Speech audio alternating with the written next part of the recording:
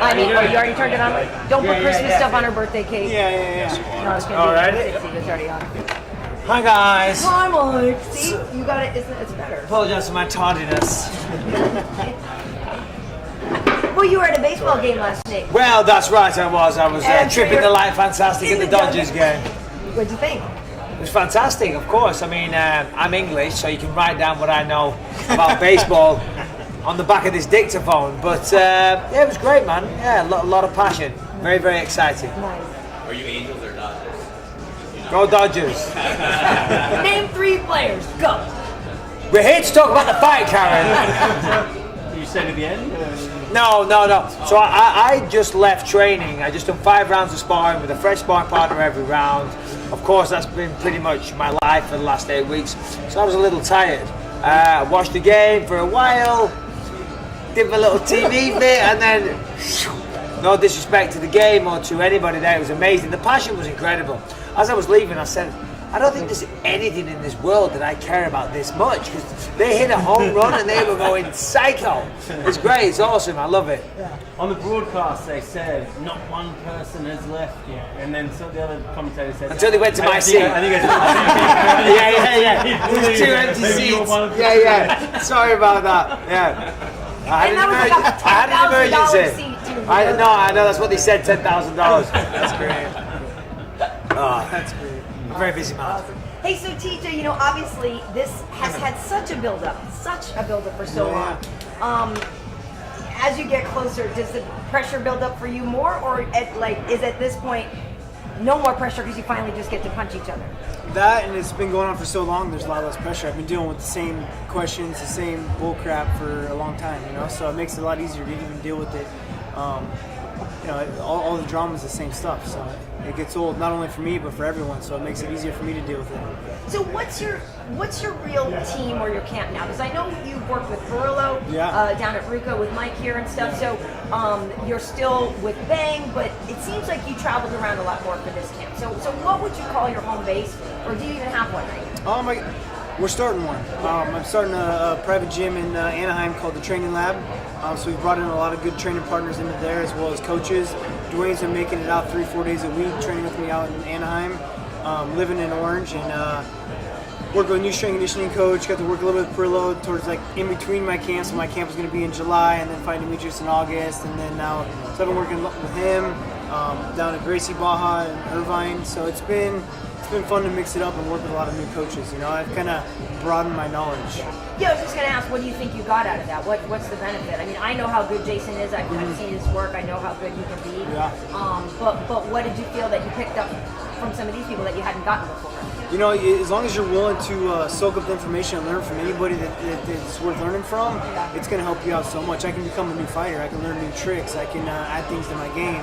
I can be a completely new fighter if I wanted to when I come out, you know, but obviously I'm going to use the things that work as well. I'm just kind of, you know, always reinventing myself. I felt like my last 2 fights have been different than the past. I'm always kind of switching up per my opponent, and the best thing to do is to keep your opponent guessing. You know, I feel like that's what makes you the best in the world. Mike, what have you seen with TJ? You've seen him get some work in, right? I mean, a bit more a while ago, more like further out from the camp, of course. When it gets to this stage, it's more specific and you're on your own. So, I mean, he was in there busting his ass, working his socks on. Because I said that, I said, hold on, the fight with Cody's off, right? You know, that's a while ago when Cody pulled out, and he was still in the gym every day, and I was turning up a little bit out of shape back then. But I'm not out of shape now, that's for damn sure. TJ, when Cody said on the call yesterday that you regret leaving Alpha Male every day. Yeah. How did that make you feel? I find it funny because they've actually made it easier for me to leave Team Alpha Male. They've made it, they've showed that my decision was right, you know, with how immature they've been and how all the bullshit that they care about and how much they care about my life and just how childish they've been has made my decision easier. And I just gotta let them keep talking because they make themselves look like fools, you know?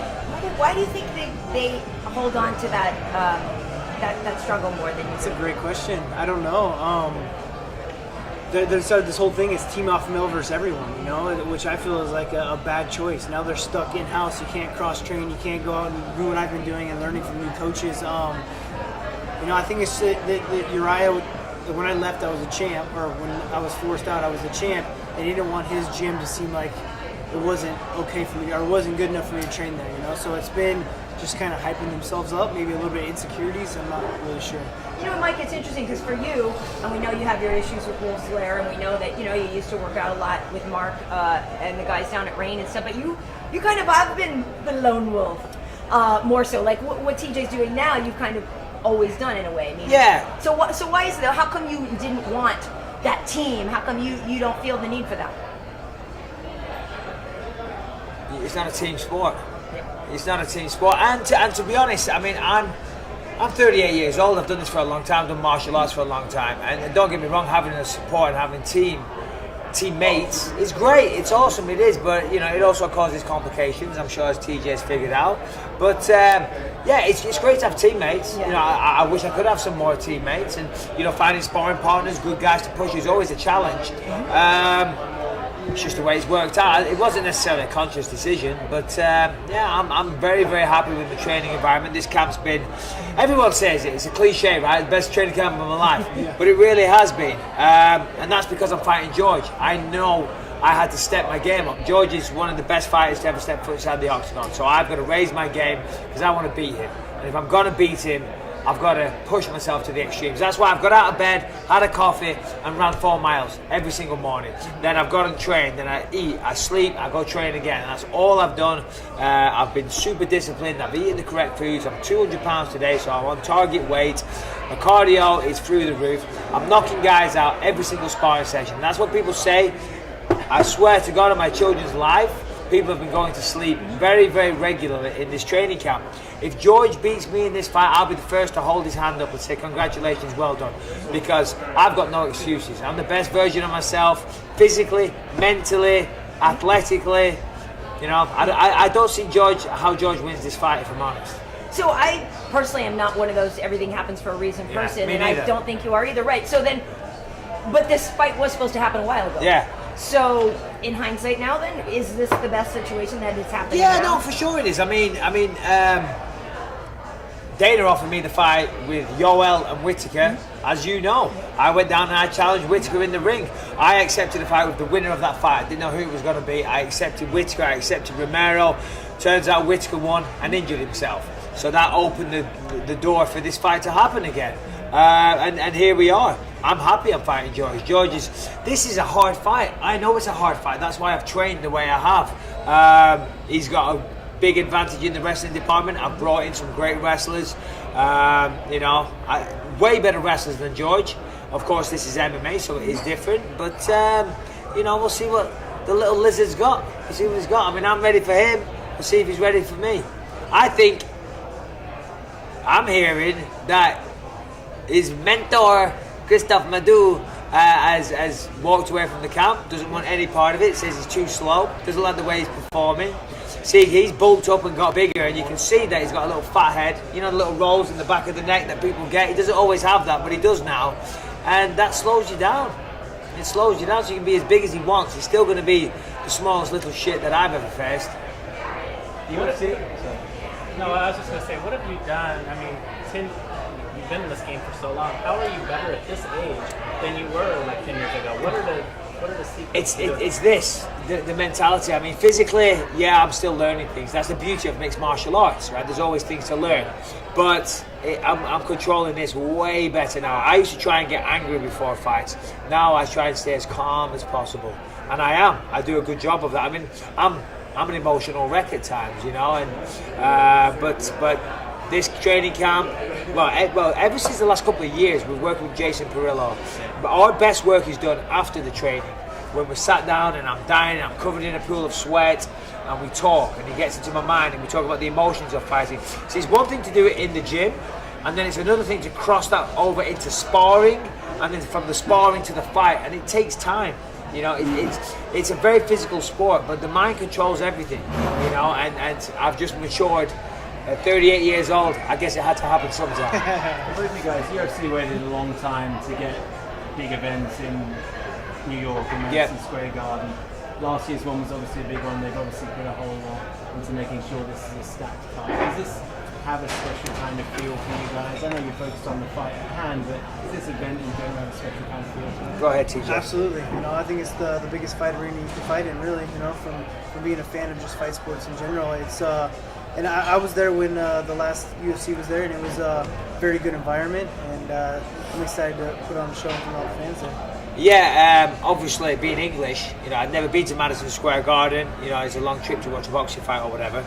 But last year when they had UFC 205 with Conor, I was there doing the Fox thing, and the whole thing was about Madison Square Garden, such an iconic arena, and we had to talk about that and hype that up on Fox. And realistically, in my mind, I'm thinking, what's all the?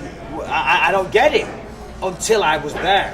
You know what I mean? Then I was there, you could feel the energy, you could feel how special it was, the energy in the room, you could really tell it's a historic place, you can feel it, and of course when you know the history of the place, the fights that have happened.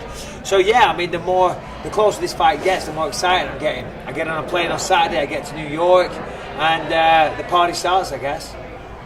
Michael, you've probably taken more criticism from fans since you've been champion and all the years prior to that. Why do you think that is, and where does that stem from? Well, I don't know. You tell me. They're saying that I'm ducking contenders, Pretty sure I accepted a fight with Yoel and Whittaker in one night. Do you know what I mean? So they're the ones that couldn't make it to the octagon, not me. So they say I'm fighting a blown-up welterweight. I guess I am fighting a blown-up welterweight, but that's not my choice. That's the UFC's choice. So I open my mouth, I say things.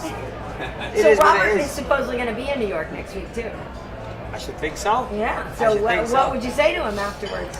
I'd say open his fucking mouth and let's sell a fight. Yeah. Because he's boring. He's a great fighter though. He's a great fighter. He's a nice guy. But come on, what did he do? Him and Yoel, two great fighters, 125,000 pay-per-view buys. No one wants to watch them.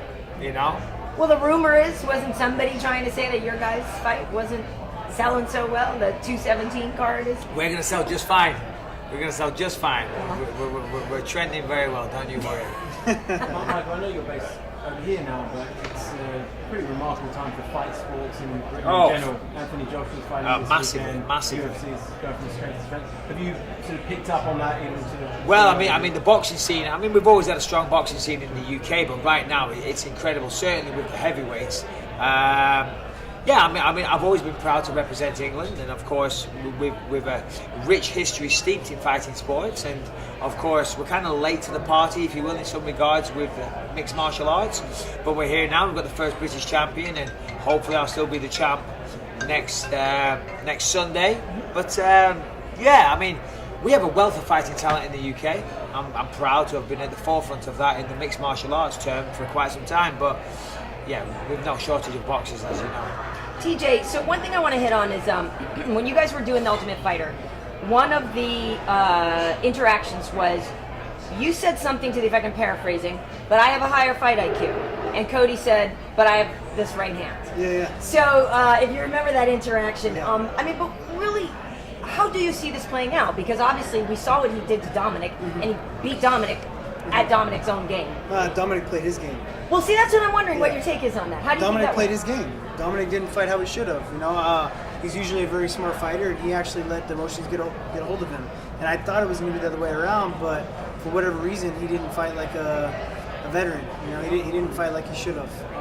He put it into Cody's hands. So what is the approach then for you? How do you dictate the TJ pace and not let Cody You get fight his smart. game? Yeah. You use the fight IQ. Like Cody used prove my point. And I'm telling him my fight IQ is better, and he just holds up his right hand.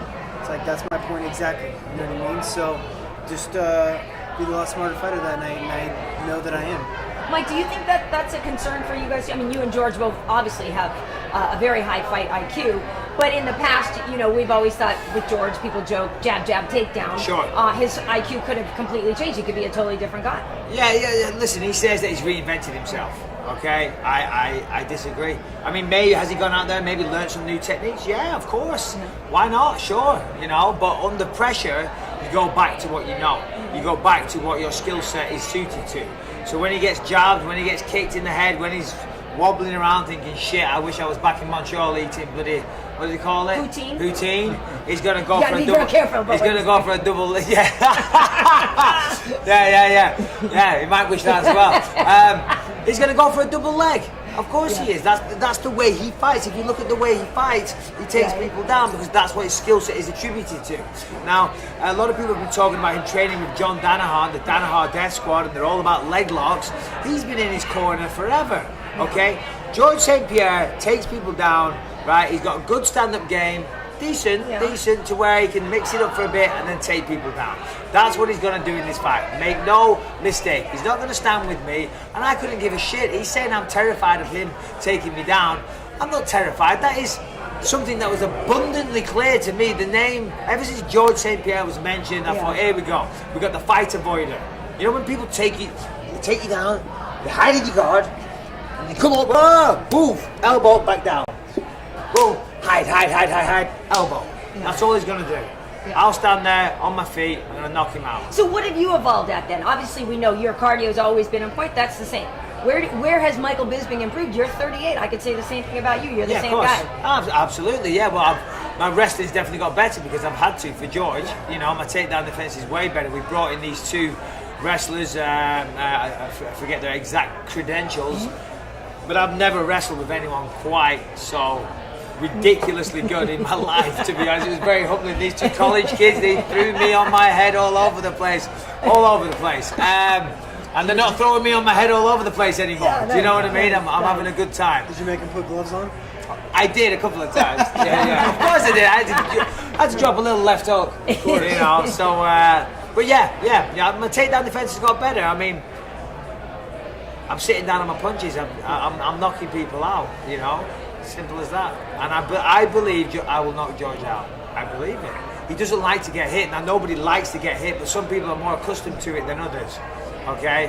And he marks up, and when I punch him and he gets red and he starts bleeding, he's going to start panicking, and he's going to go for that double leg. I'm going to get back up and restart. Like, if you win, sorry, Martin, you win at 17, you win over George St-Pierre. You've already beaten Anderson Silva. I think you have either once or number one or two in terms of wins in the UFC. Number one. But it feels like you don't get the credit from fans that if you look at your resume that you're owed. Why do you think that is? And you think you're someone that you will appreciate down the line? I mean, I'd like to think so. I mean, the thing is, they all say, where are all these top 10 wins? The problem is I've been in the UFC for so long. They were in the top 10 when I fought them, but they're not. A lot of them are retired now. They call me a fake champion. I knocked out Luke Rockhold in 3 minutes. It's always been that way. Listen, I'm sitting there, I'm joking around and being silly. Some people take that the wrong way. I'm very, very serious about what I do, and I'm not here by mistake. This thing to my right is not here by accident. It's through a lifetime's hard work. And will they give me respect down the line? Maybe, maybe not. Honestly, I couldn't care less. And I said this at the press conference in Vegas, and you're all very fine journalists, but your approval is not what I'm looking for. I'm looking to take care of my family. I do this for my wife and children, and to give them a great life, so that when I'm retired, they can live a good life, and hopefully there's even a little bit left over for their kids. So we'll see, you know. And if down the line you guys say something nice about me, then that's great. If not, kiss my ass. Does it frustrate you even a little bit because you have that great resume? Trust me, I do get a lot of respect. Okay. You know, you might read all the negative comments. I read the good ones. I don't read the There's plenty of good. I'm joking. Well, the thing is, you've been fighting so long, there wasn't even a top 10 back in the No, day. there wasn't. There So, didn't used to be a top 10, exactly. Yeah. You know, so, I mean, all right, brag time. They can say whatever they want. Most wins in UFC history, most fights in UFC history, most significant strikes, probably the most main events. I mean, current world champion. I rest my case. What more do you want me to say? Tough talk host, movie star, friend of TJ Dillashaw. It doesn't get much better. You know, TJ, people talk about how family changes things for you. Obviously, Michael, that he's way more motivated than maybe some other people. So now with your imminent fatherhood, has that changed your mentality at all? Not It's really. okay if it didn't, I guess, too, right? Yeah, not really. I mean, I've always been as motivated as you possibly can be. Yeah. I think I say the same for Mike. Like he's always been motivated. Even when he was coaching Ultimate Fighter, he was motivated. Like the family's just icing on top. And now it's just where you want your like you saying, your livelihood, your money to go to. Like I'm not going to go out and buy some expensive cars. I want to hold on to it inside my family. Boats, maybe? Yeah, some boats, yeah. But TJ likes his boats. But really, it comes down to I've always been motivated. I've never been a guy that leaves the gym early, Right. Yeah. And you guys know from the Ultimate Fighter, right? People forget. Yeah, no, of course. Yeah. Right. I said back then, didn't I, TJ? As soon as I trained him on the Ultimate Fighter, that sounds. He was on my team. I didn't train him, but I said when he won the belt, of course I claimed him. I told him everything he knows. I said you're going to be world champion one day. I said you can see it. But what did you see? I saw a guy that was incredibly motivated, incredibly talented, with a really good skill set and the ability to go the whole way. That's what I saw, and I still see it to this day. And he proved me right. He became champion, and him and Cody next week is a hell of a fight, very evenly matched. So he might well get his belt back. But going back to what you said before about pressure. Your pressure comes from different areas, and people always ask in settings like this about the pressure. Ultimately, you're going to step into a fighting arena in front of the world with somebody that's looking to beat you unconscious or choke you out. So that brings all the pressure you need. Of course we want to win. I'm not turning up for a payday. I'm turning up, all right, I want to win. I don't want to get my ass kicked in front of the world. That's motivation enough. I pride myself on being a fighter. That's what I do better than anything else in this world. I fight. And I'll be fucking damned if George St-Pierre is going to beat me on a world stage and on top of that knock me out. So I don't need any extra motivation. There is no extra pressure. Michael, are you able to comment at all on that lawsuit against you by the 19-year-old in Yeah, Anaheim? total bollocks. Yeah. There's your comment. That's it? Well, listen, it's a lawsuit, so, and listen, I've even been served with papers. I know they're suing the UFC, they're suing 24-Hour Fitness, they're suing William Morris Endeavour, they're suing Michael Bisping, so good luck with that. But it's completely infactual. In fact, what I've even read about it so far, there's many contradictions. So, but I mean, I obviously it's a lawsuit, so I don't want to say too much, but I can just say, I'm not losing too much sleep, and it's not correct. Why do you think it came out just this week? Well, you tell me. It happened months ago. It's very tactical. Let's bring it out. A week before the biggest fight of his life. Bring some attention to it, perhaps. Maybe look for a settlement because he doesn't want. I'm already saying too much. Good job. You're not worried. I'm already saying too much. George's working in Freddie Roach. Yes. Also working before. Can you put any stock in those? Obviously, a very well credentialed boxing. Yeah, listen, I've had a bit of fun with that in training camp. Freddie Roach is an amazing boxing coach, and I have a ton of respect for what he's done. I jokingly said he probably can't spell UFC, which is true. It's different. Boxing for MMA and boxing for boxing, there is slight subtle changes you need to make. But for one, I hope he turns George into a boxer where he feels confident enough to stand, because that's what I want. I want to fight him on the feet. I don't want to wrestle him, so great. Work on your boxing, that's beautiful. Secondly, it takes time to build. When you coach, there's many trainers out there, there's pad men. I can work with Karen for half an hour and teach her some combinations on the pads. She can then put the pads on and do that with her daughter. You can be a pad man, but to be a coach is a very different thing. There's many pad men, there isn't many coaches. And for a coach and a student, that's a relationship that has to build over time, and trust has to develop over time. So him bringing in some fancy boxing coach for one training camp that's flying up to Montreal 3 days a week, I don't give any credit to that. If George was coming down to LA and he was going to Wildcard and he was training with all the killers in there on a daily basis, that'd be a little different. The best thing about Freddie Roach is the gym and the fighters that he has. When he goes up to Montreal, he doesn't have that with him. It's like in Rocky when he goes down and he trains with all the all the guys. He went in there and he's getting his ass kicked. But no, he's bringing Freddie up to Montreal. They're sitting in restaurants. They're having eggs Benedict. Good for you. TJ, Cody has said when you guys were teammates that he never really liked you that much. He didn't feel like you guys were friends. Do you remember how you viewed him when you were both there at the same time? Yeah, we weren't really friends. We didn't hang out outside the gym. He was a hungry kid coming into the gym. I had the belt at the time when he was coming in. I was coaching practices. I was holding mitts for him and stuff before his first couple UFC fights. But other than that, it was just strictly business. You know, he was a training partner. We didn't really spend any time outside the gym. You didn't have any feelings on him?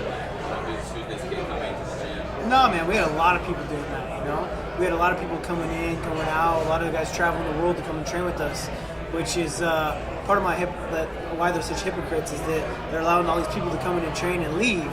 But as soon as I do it, I'm the enemy. You know, so it's kind of crazy. Did you think he'd be really good when you first saw him? He was talented. You know, he's a reactive athlete. You know, he's quick and he definitely had some fire. You know. For you guys, for you fighting a guy that's undefeated and you fighting a guy who hasn't lost in 10 years, even though he's been off for 4. How difficult is it to try to establish and know that you have a surefire route to victory when this guy hasn't really lost in the octagon? How do you do that? It's easy, man. I mean, everyone's got to put their pants on one leg at a time, you know. But then also, I've trained a lot with this guy. You know, I know his holes. You know, I've seen him, and I can pick apart tape. You know, everyone's beatable. I mean, I proved that when I fought Barrett. I mean, everyone thought he was unbeatable. You know, I was an 8-1 underdog. And I went in there and proved that there was holes in his games, and I knew that they were there from the beginning. I was saying it from the very beginning. You spoke about... Hold on, can I answer that question as well? I'm Googling George St-Pierre to bring up his Wikipedia page, and I'll give you the answer. Because if you look at George St-Pierre's record, and I shouldn't downplay George St-Pierre, because really I should play him up and say, oh, it's the toughest fight of my life, he's amazing, I've really got my hands full here. And I have got my hands full here, but if you look at his record, I don't know off the top of my head, that's why I'm looking at it. But he's fought a lot of the same people over that period. He's fought them multiple times. And if you go through the opponents, I mean, BJ Penn, who he fought twice or 3 times, I'm not sure, he's a featherweight, right?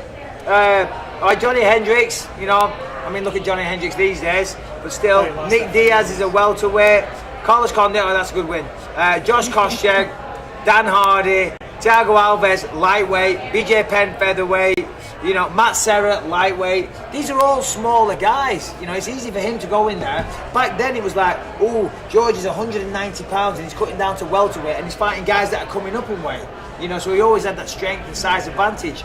Now, he'll probably be stronger than me in this fight. I don't doubt it because he lifts a lot of weights and, you know, he's doing his amino acids every morning and this and that. Do you know what I mean? He's a real athlete. But I'm a bigger natural guy, you know, and he's not going to have that advantage, you know. So, yeah, he's great and he's beaten a lot of competition, but he's had competition that's been suited towards him, size-wise, skill-wise, and this is a different matter. You spoke about immaturity from him and his camp. Mm-hmm. In some ways, that may have helped him when he was chasing the title. He had this sort of youthful fearlessness. It's a different thing when you actually hold the belt, isn't it? Do you think that may count against him a little bit? It definitely can, you know. You've seen that. I felt like when I won the belt, I didn't change who I was, you know. I did a lot of growing up through college. I didn't start fighting until I was 24, you know. So I had to. I did a lot of growing up early before my career, and I'm glad I did. You know, when I became champion, I stayed level-headed. I stayed who I was. You know, you've seen him change a lot. You know, change his character, change everything about himself. And yeah, man, it's all this fame, all this stuff coming to him. I think it's gonna mess with him a lot. So TJ, what do you make of what Demetrius was able to accomplish? Obviously, we know for a hot minute there was talk of you guys fighting. Yeah. Still could happen in the future. What'd you make of that? It was a great performance. You know, even the way he finished the fight was awesome. You know, it was. He's always one of those guys that pushes the pace and breaks him in the end and gets that finish late in the rounds. He's looking great. You know. How would you beat him? There's a lot of ways to beat Demetrius Johnson. You know, I feel like I'm a lot bigger of a challenge than the guys that he's been fighting. You know, I am bigger too. Yeah. You know, but the thing is, I can make the weight. Yeah. You know, so it's one of those things that I can do what he does. I'm bigger at it, and I'm just as smart as a fighter as he is. I keep the composure, and him and his coach are very cerebral coach and fighter. And by me playing that game as well, it's going to be a chess match, and that's why I beat Demetrius Johnson. How badly do you want? Oh, sorry. No. Yeah, no. I was just going to say, how badly do you want that to happen? I mean, it'd be amazing. He's the pound-for-pound kingpin right now. You know, like you beat him, you're taking over the throne. That's the plan. I mean, that's why we're doing this. You know, that's why he's champion of the world. That's why I'm going to get my belt back, and I want to be pound-for-pound best in the world. And that fight was being talked about. Did you start kind of dieting down, test down to see if you could make weight? Yeah, I was told it was going to happen. So I was supposed to go to the press conference for my fight in July. Found out I wasn't going, so I knew something was fishy. I hit Dana up instantly. I was like, what's going on? He told me that Cody was going to Germany to get something done for his back. you know. And so I told him, I was like, look, if Cody can't fight, I want to fight for the title. I want to fight Demetrius Johnson. You know, he's up for this record-breaking fight. It'd be huge. I can make the weight. He said, good, I love it. That's what's next, you know. He told me, I think I had 3 weeks from when I told it wasn't happening from when it was happening. I was waking up at 154 from the beginning, and I was waking up at 140 3 weeks in. I was still 9 weeks out from the fight. I was waking up at 140 pounds, you know. So I've taken diet real serious since I've been down in Southern California. I met a new strength and conditioning coach as well as a nutritionist, pretty much just a scientist with how he's developed my body. And I've been able to boost my testosterone levels over double with just the way I've been eating and training. So it's been cool to see, and it's definitely a great possibility of making 25s. Michael, you said a couple times during this whole promotional tour that you think George was on steroids at one point, maybe still is on them. What makes you say that? Because he's been very vocal, like, against steroid users, kind of like you have. What makes you think that he was on? I mean, he retired when USADA was implemented. That for one is a red flag. And I've heard things. I don't want to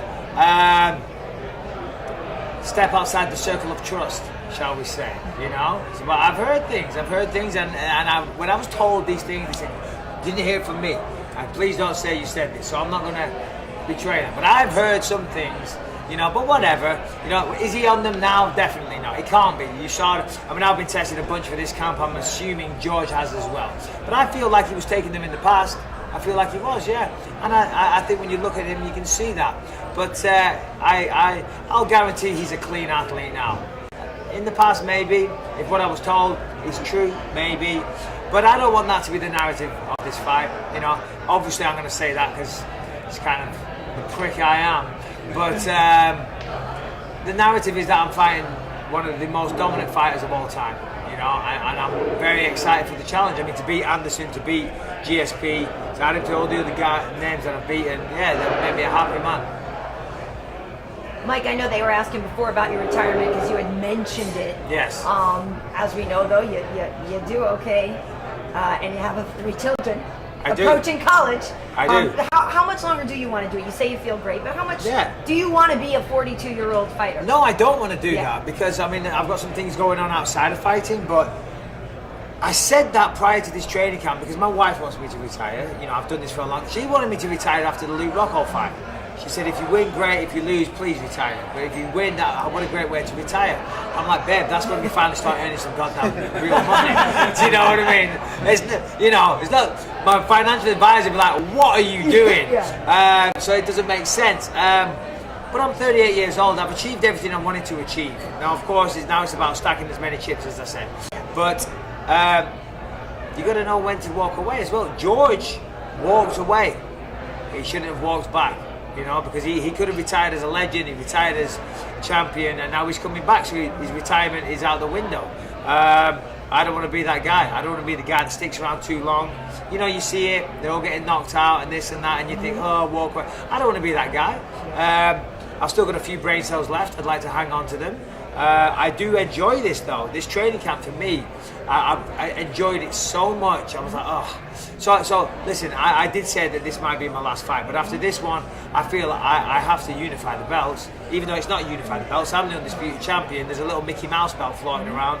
There's no need for that belt whatsoever, you know. But I get it. They want to sell pay-per-views. Throw an interim belt on there. So you know, maybe I'll fight one more. Fight Robert Whittaker in Manchester or London.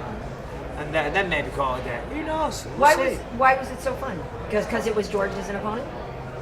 No, just because I love doing this. I love doing this. I mean, you know, we work at Fox. I do a bit of acting here and there. I do this, and I have fun. You know, but this is what I love to do. This is what makes me feel alive. Going into the gym, even though I'm tired and I'm sore and I want a cheeseburger so bad.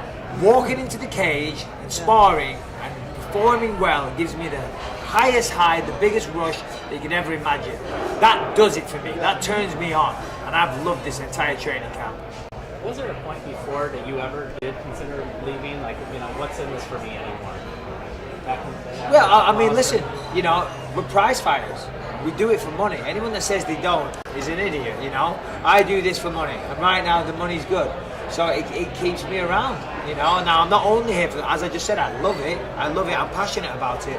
But I like to get paid. I'm a working class guy from the northwest of England. I'm out here living in California. I've got the world battle on my side. Fuck. Why would I want this to end? I've got you guys listening to all the bullshit that comes out of my mouth. You know, I love having an audience. Will this be the biggest payday of your career? This fight? I hope so. I bloody well hope so. You know, come on, George, say something. Biggest show purse? No. No. Not. No. What was bigger? Well, it'd be the same as the last one. Same as the last. Same as the last one, yeah. But I tried. I tried. Sure, I have no doubt. I tried till I was blue in the face. But on the back end, Back end's going to be good. Okay. Yeah. We'll see. For you, TJ, too, do you expect this to be the biggest payday of your career? We'll see. I don't know. Yeah, we'll see. Yes, guys. Thank you very much. Appreciate it. A couple quick pictures here. Yes.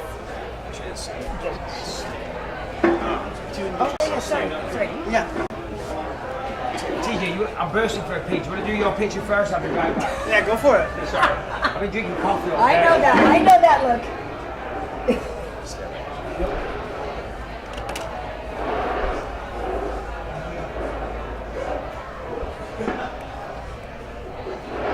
Light. It's kind of cool. You're actually getting like a halo effect too. Perfect.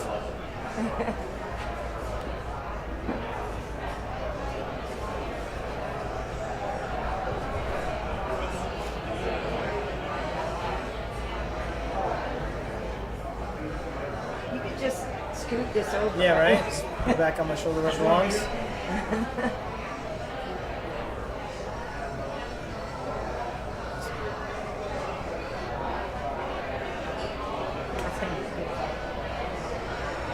I meant to ask, who do you like in Joanna versus Rose? I do think it's probably going to be Joanna's toughest fight. I mean, Rose has been awesome. It all about who shows up. If Rose shows up, Yeah. awesome. But, She's got a better like sub game than a lot of the other girls you Joanna's fought. You know? Yeah. So Rose is scrappy. She is. She's so- tough. she's so tough. Super tough. That's gonna be a great fight. Yeah. But Joanna's just so mean, man. She's crazy. She believes everything she says. Like, there's no insecurities from her trash No, talk. I know. Like, all her trash talk is real. It's like totally factual. Yeah. Don't insult me. I know. She's great. The same mats? What's that? Blue Rose, they're kind of training No, together, but you never did. Not really. They're Nuh-uh. in the same city, but Yeah, I trained a little bit with her trainer, Whitman. Yeah, but I never Trevor, worked yeah. out with Rose before. She's such a cool girl. Yeah, she's awesome. Such a cool girl.